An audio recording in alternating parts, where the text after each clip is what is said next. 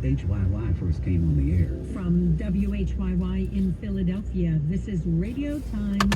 I'm Marty Moss-Coane. We've proudly served the Delaware Valley with trusted news and information. The climate crisis is unaffordable, and everybody knows it. And became part of the fabric of American life. This is Fresh Air. I'm Terry Gross.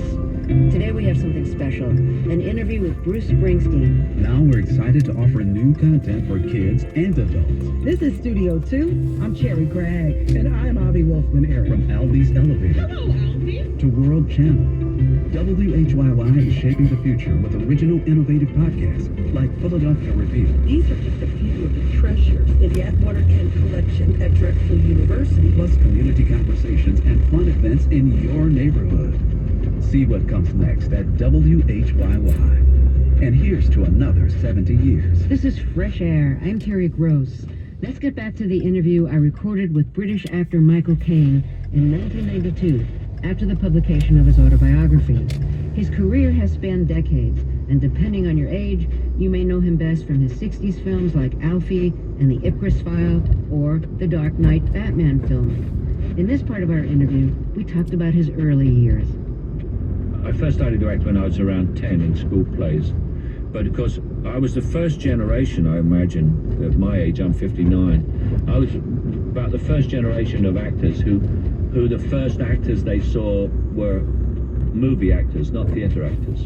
And so that left you with a different kind of It left role me model. with a different, entirely different role model of how to act and why I wanted to act and what I wanted to act in.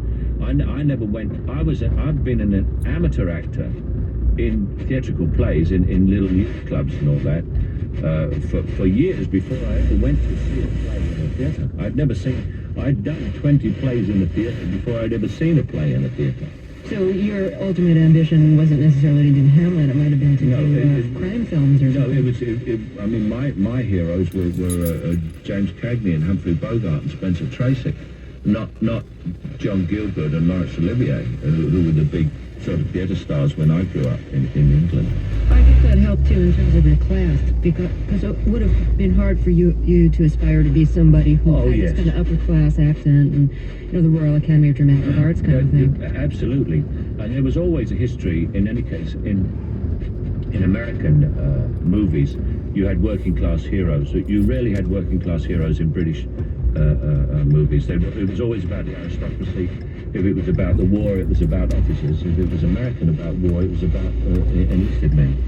And so I always identified more with the United States, with American movies and American actors than I ever did with British ones, because I thought that the American actors, and in many cases I was right, were of the same class as me, whereas I absolutely knew from their accents and their demeanor that the British actors I was watching were not of the same class as me at all, and therefore it negated any ideas that I had of becoming an actor, because people like me did not become actors in England. Now, you made 73 films in 30 years. Yeah. And as you say, some people have criticized you for not being discriminating enough in the movies that you chose to make. Yeah. What has your criteria been for deciding what to make? Well, first of all, my criteria was that nobody asked me to make anything for 30 years, so my first criteria was that they asked me at all. Yeah. And then there came, I then had to learn how to make act in films. So I made as many films as possible, as fast as possible, in order to learn how to do it, because I'd never done any. I didn't have any gradual workup. I was suddenly a leading man, and I was fighting for my life, along with all the other movie stars in the world, and I had to give a performance. So I did a lot of stuff. And then also my other criteria were, and this is one of the great failings of what had the people done before. I remember after Anatomy of a Murder, Otto Preminger asked me to do a picture, and I thought, here's this great Hollywood director asking me to do a picture, which was a dreadful picture called Hurry Sundown. But I mean, I was so complimented that Otto Preminger had even asked me to do a picture that I would have almost done it without reading the script.